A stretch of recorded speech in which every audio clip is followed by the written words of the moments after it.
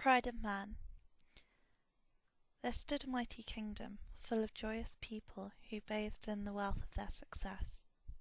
They traded with other nearby towns and villages, spreading the wealth and knowledge that they had. In unison, the kingdom and nearby towns and villages grew strong, full of pride, for they lived in peace, happiness, and had food aplenty. At the heart of the kingdom sat a proud king, knowledgeable in what man knew. He encouraged inventions and creativity and strived to spread his peace to further kingdoms. Running through the kingdom ran a river. It provided the kingdom with fresh water to drink, clean, and cook with for many centuries. Little did the kingdom know how much they depended on this river. Slowly, the level of the river began to drop. As the weeks went on, still the river crept lower and lower. This greatly concerned the king. If there was no water, this would have surely ended their happy lifestyle. His eldest son came to him and said, "I will take some of our brave soldiers and follow the stream. I will discover the mystery behind our missing water." The king agreed and sent 20 of the kingdom's strongest and bravest warriors to be led by the eldest son.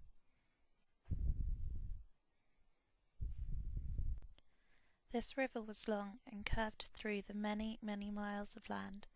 Hours turned into days, days turned into weeks, and finally the river came to a forest.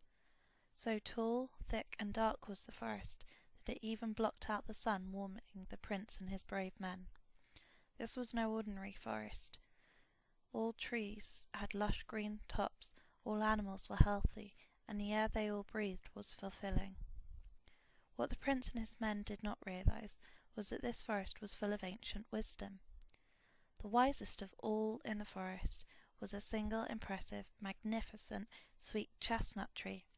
It had grown for hundreds of years, if not 1,000, providing shelter for many animals and home for many new seedlings. Through the wind it whispers gently to the other plants, animals, and even the ground, guiding them, nurturing them. It cared deeply for the other plants and animals, and they cared for it. A pack of wolves gathered around their previous prey feasting outside the great woodland. They stopped and observed their new distant neighbour. The dark coats camouflaging them, their deep yellow eyes staring at the men as if their very look was so intense it could pierce their souls.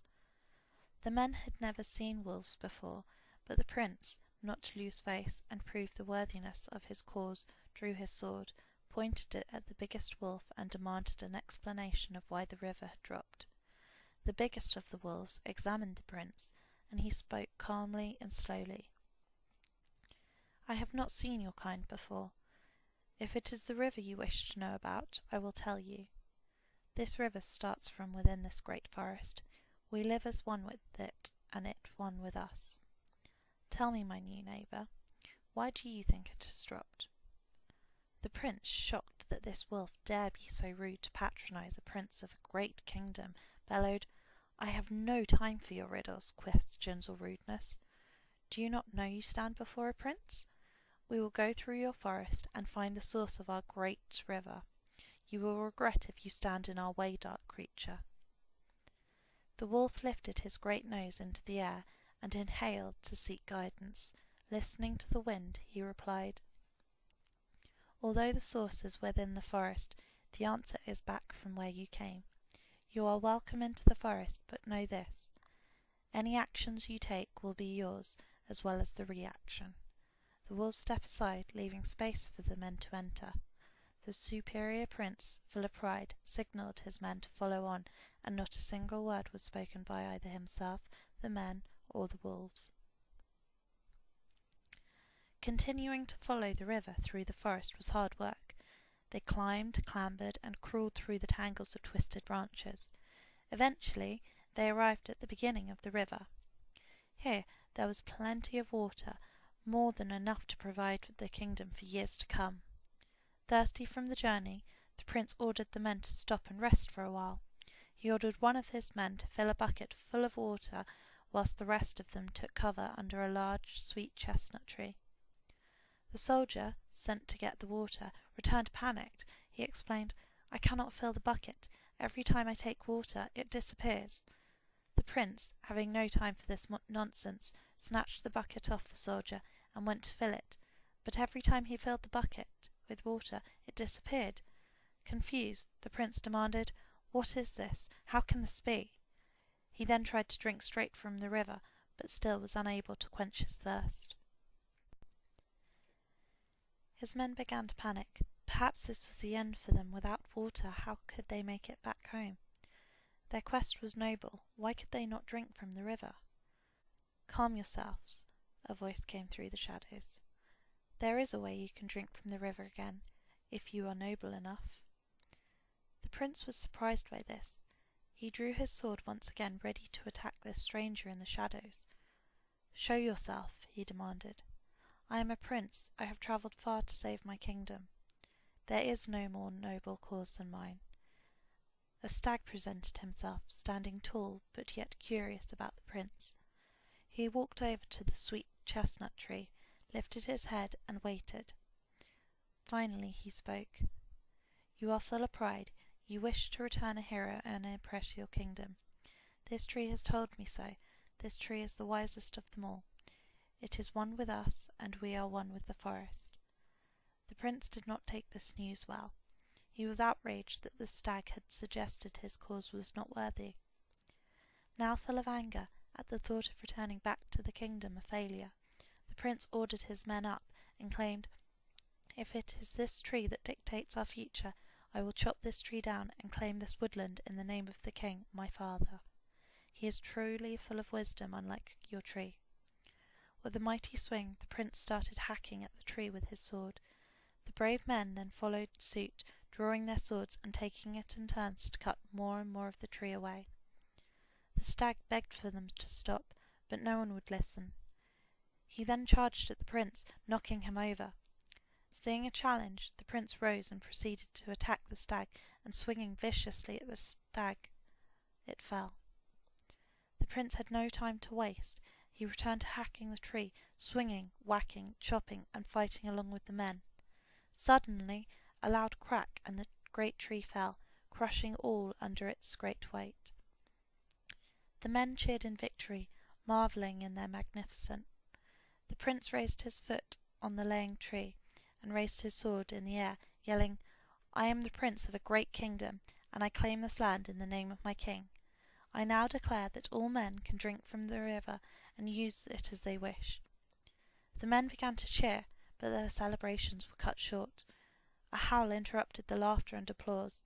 Rustling could be heard around the men, in the distance and close by, behind the trees. Another howl, but this time closer than the others, but in the opposite direction. Suddenly, out of nowhere, the great wolf came bursting out of the trees, his teeth showing and his eyes glowing a great yellow. He barked, "Look what you have done!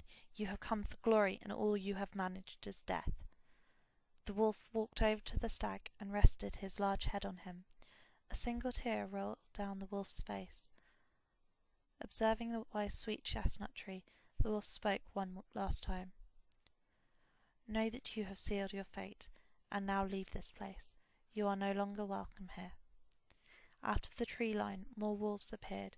Everywhere the prince looked, all he could see was hundreds of wolves, all growling and snarling. The prince, seeing no way out, accepted the wolf's offer and ordered his men to leave the woodland. Feeling victorious, and achieving what he had come for, the prince and his men clambered and climbed through the woodland and back to the opening of the woodland. Knowing the wolves were behind them, they rested by the river. The prince grabbed a handful of water and went to drink. He grabbed another handful, and another, but even though he had defeated the tree and claimed the land, he nor his men could not drink from the river. Knowing he had little time to spare, he rushed his men home. Hours turned to days, and days turned to weeks. The prince crawling next to the river bed with cramp bursting his stomach from thirst, he looked around and realized that out of 20 brave soldiers, not one of them had returned with him. He could hear the trotting of a horse's hoofs. A guard from the kingdom had found the prince weak and weary. He helped the prince onto his horse and carried him back to the kingdom. The kingdom was in a bad way. There was little water in the riverbed. It had almost completely dried up. There was little water to go around, and people were beginning to get ill. The prince was woke in the healing room and explained to his brothers and father what had happened. His father, deeply concerned, asked his 2 other sons what they would do. "I will march with 50 of our greatest soldiers and show that we are not a force to be messed with. We will crush any that get in our way," said the second eldest son. Eager not to be outdone, the youngest of the sons claimed, "I will take 100 of our soldiers and not return until there is nothing left of this forest or the unworthy wolves." "Unworthy?" the king asked. "You will gather 100 of the finest soldiers and you will both follow me. It is time you learnt how a king should handle a situation such as this." The king and his 3 sons and their 100 men marched to the forest, armed and ready for battle. They had taken what little water was left for the journey. The hours turned to days, and the days turned into weeks, until eventually a forest could be seen on the horizon.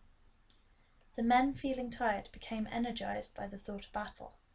The sons eager to impress their father, each hoping to be the first to slay this wolf.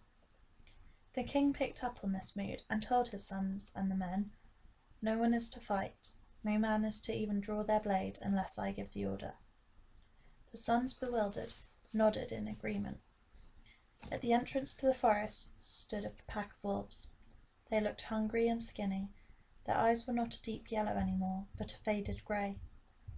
The forest looked old and brown, not a single green leaf to be seen. "Remember what you agreed to," said the king to his sons and soldiers. "You will follow me, we will talk to this wolf." They headed to the biggest of wolves. The 3 sons, feeling nervous, gripped their blades at the ready, the king signalling with his arm to lower theirs. The mood was tense, and for a long while not a word was spoken as the wolf and king examined each other. Finally, the wolf spoke. His voice was deep, his words were slow. "So, you are the mighty king whose son has claimed this land and destroyed our beloved tree in your name?" The king simply answered, "I am." The mood grew even tenser still. More wolves appeared at the entrance to the forest and surrounded the king and his sons. The 100 soldiers standing nearby, ready to jump in at a single moment's notice for battle. "You have humbled me," said the great king. "You are truly magnificent, O humble wolf. Your teeth are large and claws sharp. My son has hurt you and caused you pain, yet you seek no vengeance, and for this I thank you." The king drew his blade with both hands and laid it on the ground. He then ordered his sons and his men to do the same.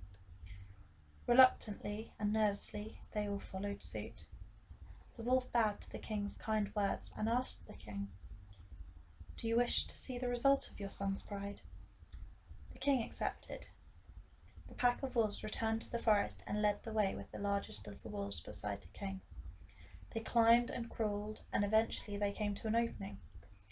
A huge tree lay on the ground, with a clear opening in the sky where it had crushed many other trees and homes on the way down. The king knelt beside the tree, and a single tear rolled down his cheek and dropped onto the ground next to the tree. As it did, the tiniest of seedlings began to grow.